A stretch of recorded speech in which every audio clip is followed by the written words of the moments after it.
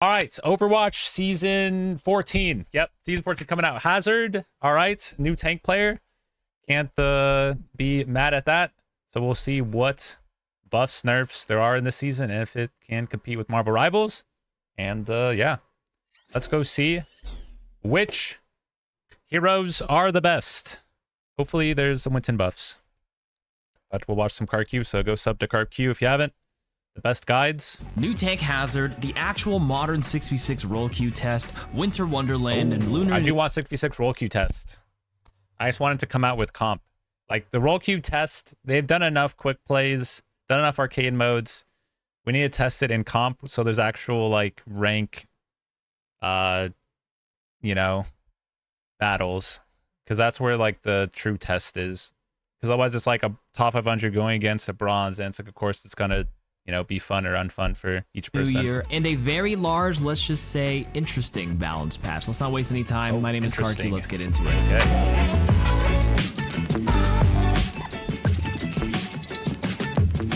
Global changes first. They are nerfing the global projectile size bonus slightly, so hitting your shots are a bit more difficult once again, but not quite at the level of preseason 9. So all large hit scan projectiles are reduced from 0.08 to 0.07 meters. The small hit scans are reduced from 0.05 to 0.04, and the large projectile radius is reduced from 0.15 to 0.12 meters. The damage roll passive is getting a buff where the healing reduction is increased from 20 to 25% when you tag an enemy, and the debuff duration when you hit them with anything on the damage roll is increased from 2 People die faster. to 3 I'm okay seconds. with this as well. The devs comment that we're increasing the potency of the damage roll passive in order to make the threat of sustained damage more meaningful by slowing down the health recovery while in combat. But at the same time, we're slightly decreasing how reliable hit scan and large travel time projectiles are to hit. All right, for tanks, Doomfist. What I think they need to do before we get into this is during that the quick play king or whatever, where they had everyone's health bars on like the left side. I think they need to add that into the game. At least like test run that, because seeing like that wasn't really like too much of a UI, like, I don't know, visual clutter. I think it was fine seeing the teammates' health bars, because then you kind of know like, okay, how many are we down? I'm like, can I use my ulti here? I think it will save a lot of like trying to make hero play ults, because you can actually see that people are all dead without, you know, somebody not paying attention in the kill feed. Getting a slight nerf, the seismic slam shockwave range is reduced from 18 to 15 meters, and the cooldown of it is increased from 6 to 6.5 seconds. The devs comment that the recent increase to rocket punch wall slam angle has actually added a lot of consistency and made Doomfist significantly more threatening. To help account for this, we're pulling out some of the survivability from seismic slam. All right, Hazard had that 3-day trial a few weeks ago, and they're making... I mean, that's not that big of a nerf. I mean, maybe it is. I don't know. I feel like Doomfist was strong with him just punching you into a wall and one-hit comboing. I guess the seismic slam makes him so he has to dive a little bit farther in, so he has a chance to get countered more. I guess that's all right.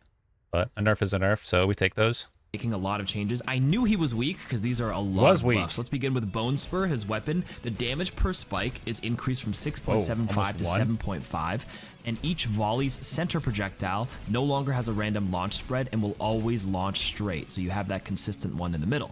For Spike Guard, the angle of protection provided by Spike Guard is increased from 104 degrees to 180 degrees. The damage per second is going to be reduced from 75 to 70. For Violent Leap, the post/recovery time for the primary fire and quick melee is increased from 0.3 seconds to 0.5 seconds. That actually sounds like a nerf. The Jagged Walls... Okay, but if you watched, go watch the Hazard guide on the YouTube. That was never the best combo anywhere, anyways. Because after you did like the slash or whatever, you wouldn't want to melee again. So then making it longer doesn't really matter, because you would melee, shoot melee, because then it cancels the animation of the slice. So there you go. You know, you can go check that one out. And it animation cancels, and you probably get even more damage. So that nerf is now pointless and doesn't do anything if you watch this video. So thumbs up. There you go. Health is increased from 350 to 400. The knockback damage is increased from 40 to 50, and the damage interval is increased from 1.5 seconds per target to 1.75 seconds per target. For his ultimate, Downpour, the airborne momentum lost by casting Downpour is reduced from 90% to 50%, so they don't get spiked down as hard. Forgot to mention his passive, Vault. The minimum obstacle height to trigger vault is reduced from 1.75 meters to 1.25 meters. This basically means Hazard is allowed to scale short obstacles more consistently. Okay, The devs comment that the community feedback from Hazard's trial has been largely positive, and we got some valuable data to improve his ability's performance. We're adjusting his kit to increase the damage of his primary fire, making Bone Spur more consistent and a reliable tool for finishing off enemies. Spike guard protection sometimes felt inconsistent due to being used from a third-person perspective, so to address this, we've widened the forward blocking angle, providing Hazard with more reliable protection. Additionally, the damage of Spike guard has been slightly reduced to balance the increased Bone Spur damage and protection radius. We're also strengthening the jagged wall to make it more impactful, while increasing the time required to re-trigger the knockback effect to minimize frustrations of frequent knockbacks. Mauga, I mean, those are all around buffs to Hazard, so I can see why in the couple quick plays that we played, everyone was just picking him. So to see how strong he is against all the other tanks, but I mean, those are all stuff that he did need. So I'm okay with that. Hazard has a fun play style. If he ends up being, if they can make him meta, then I don't think anybody can really complain. It's not like he has crazy one-shot potential or stuns, so you're not feeling like oppressed of like Doomfist stunned into a wall. Orisa just 24/7 not dying. Same with Mauga. You know, I think it's like that would actually be a decent, fun meta for almost all roles.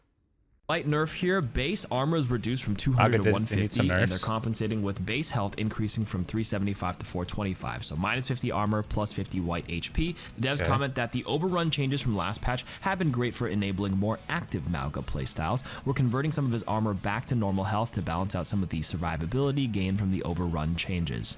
Slight Orisa buffs here. The armor is increased by plus 25, and the base health is reduced by minus 25. No, he wants this. For her ultimate Terra Surge, the pole radius is increased from 8.5 to 10.5 meters. The devs comment that although Orisa's effectiveness dropped off further than expected. Who asked for Orisa buffs? Anyone? Yo, hello? Anyone? Yo, anybody want Orisa nerfs or buffs? No. Nobody wants Orisa freaking buffs, man. Keep Orisa and Mauga The removal of the fortify heat reduction mechanic has had positive effects on the gameplay by making her ammo resource more meaningful. We're keeping that change while walking back some of the armor health loss. We also think her Terra Surge ultimate ability could be more effective, so now it pulls enemies in from a further distance, but the damage range actually hasn't changed, so it won't be harder to get out of the area. Ramachra, Ravenous Vortex now briefly interrupts horizontal momentum when first affecting a target. It also, the slowing field now ignores barriers for its line of sight. Wow. The devs comment that Ravenous Vortex will now be more effective at dealing with bursts of high-speed momentum, though this change does not have much effect on abilities that continuously move for a duration like Rhine Charge or Diva boosters. Winston's jump pack damage is increased from 50 to 60. Hey, okay. The devs comment that Winston's leap now has a higher maximum damage to better reward accuracy when landing directly next to a target, though it still has damage fall off when landing further away. For Ashe. Okay, so since they went more Winston jump, so now you even want to have the combo down. So before you jump, you charge your right click, you're flying through the air, you right click, melee, land, because then the land cancels the melee animation, and then you melee again. So there you go.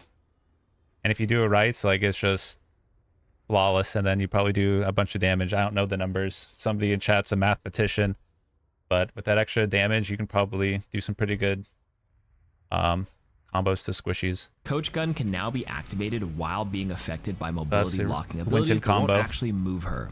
The devs comment that there were some inconsistencies when Coach Gun was disabled by mobility lock abilities. Now Ashe will be able to activate Coach Gun when mobility is locked out, such as Junkrat's Steel Trap, to knock enemies back, but she won't move herself. Okay. Good change, actually. For Farah, okay, that's good. I thought she was going to be able to Coach Gun out of the trap, but being able to use that to at least knock back like Junkrat or something if these come in after the trap, that makes sense to be able to still use the Coach Gun, just have 0 movement on it. Jet dash cooldown is increased from 8 to 9 seconds, a slight nerf. The devs comment that Farah is a difficult hero to deal with for many due to her high flying mobility and burst damage. We're reducing how often her horizontal movement cooldown is available to make it slightly more of a positioning commitment. Everyone in plat? Soldier 76 biotic field cooldown is reduced from 18 to 15 seconds. The devs comment that Soldier could use a small increase to his effectiveness, and with changes to the damage roll passive, it's a good time to make his biotic field more available. For Sojourn, the railgun secondary fire. So not damage, but increase the. So now you can go on flanks a lot easier and faster. Because having that cooldown, like 3 seconds, is a lot in a shooting game. So, all right, I'm okay with soldier buffs. Damage scaling is increased from 1 to 100 to 20 to 120. Whoa, okay. The devs comment that Sojourn has received adjustments to increase the rate of her energy gain and shifted some of the power into her disruptor shot ability recently, though the secondary fire, aka the charge rail shot, is lacking in impact, which undermines her core gameplay fantasy as the railgun hero. So we're adding some damage back to it, and we'll keep a close eye on how powerful she ends up. Well, I mean, is this bringing it back to where you just one-shot with right click again? Because I mean, in the ulti, that's what made it really strong, right? So they're bringing back from 100 to 120. Does that one shot at full charge? For Symmetra, the teleporter's base shield health has increased from 200 to 250. The devs comment that Symmetra is actually performing quite well, but we'd like to further enable team play around an interesting ability like the teleporter. You can headshot it with rail shot, right? So rail shot 120 now. What's the headshot modifier? Is it like 1.5 or something? Does that like bring you over the threshold for a squishy? By making it more difficult to destroy. For Torbjorn, the deploy turret build time is reduced from 3 to 2.5 seconds, and its base health is increased from 225 to 250. Or buffs. His hammer, if you're ever using it, the damage is increased from 55 to 70. Wait, whoa, that's a lot of extra damage. Wait, now I can just run around with Torb and try and hammer people? Okay. All right, the devs comment that we'd like to make the turret more effective without increasing its damage. It now builds more quickly to better enable repositioning it for a faster pace of gameplay.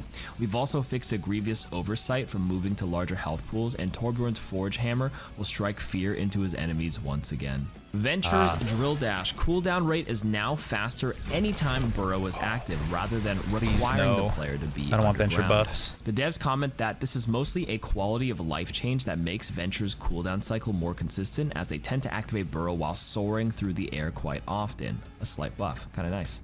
For BAP, we got some buffs here. The regen burst cooldown is decreased from 15 to 14 seconds, and the radius is increased from 10 to 12 meters. The devs comment that adjusting the values of regen burst will increase BAP's self-survivability while also providing greater support to his teammates. For Brigitte, the Inspire duration is reduced from 5 to 4 seconds. The devs comment that the duration has been reduced to limit Brig's Inspire uptime, while the healing per second, though, remains unchanged, ensuring that the healing output is unaffected when Inspire is triggered consistently. For Alari, the Captive Sun explosion radius is increased from 8 to 10 meters. The devs comment that Alari's Captive Sun can be difficult to use. There's some big changes to a lot of characters. Big radius changes. Increasing the radius will improve the consistency and overall value of the ultimate. For Lucio, the sound barrier now falls faster when used mid-air. Actually a good change. And the Crossfade's self-healing penalty is decreased from 60% to 40%. Okay, wait, that's actually big Lucio changes. Less time for Ajax. More healing. Okay, I mean, okay with this. The devs comment that the adjustment to Lucio's health pool has impacted his... Because I'm fine, because Lucio wasn't really getting played that often. And then if Lucio comes in the meta, then you have more like engage, brawler, tanks. I mean, Reinhardt potentially could come back if Lucio becomes meta again. You know, you probably have Hazard, JQ, you know, a lot of the fun tanks to play and become viable again. You know, even Zarya. Survivability in fights. This change will increase his durability in combat by improving his self-healing capabilities. Additionally, Sound Barrier now falls faster while in mid-air, enabling more reactive and safer usage from higher positions. Alright, for the bug fixes, the one I want to call out is they fixed the Reinhardt Earthshatter bug on certain maps like the carpet, where it would actually just block the damn thing, so thank God that's fixed here. And that's it for the balance patch. Let me know what you guys think. And subscribe to also my Marvel Rivals channel, which I made separately if you're into that game. Oh, Marvel Rivals content. Okay. All right. Well, those are all the Season 14 changes for Overwatch. Honestly, you know, looking pretty good. Other than the Orisa buffs. Nobody really wants those, but Hazard definitely needed the buffs. Winston, small jump change. So, you know, we'll have to see how good that works into the melee combos. But, yeah, excited to try it out. Make sure to like, comment, subscribe to the YouTubes, watch the Twitch streams, and until the next video. Peace.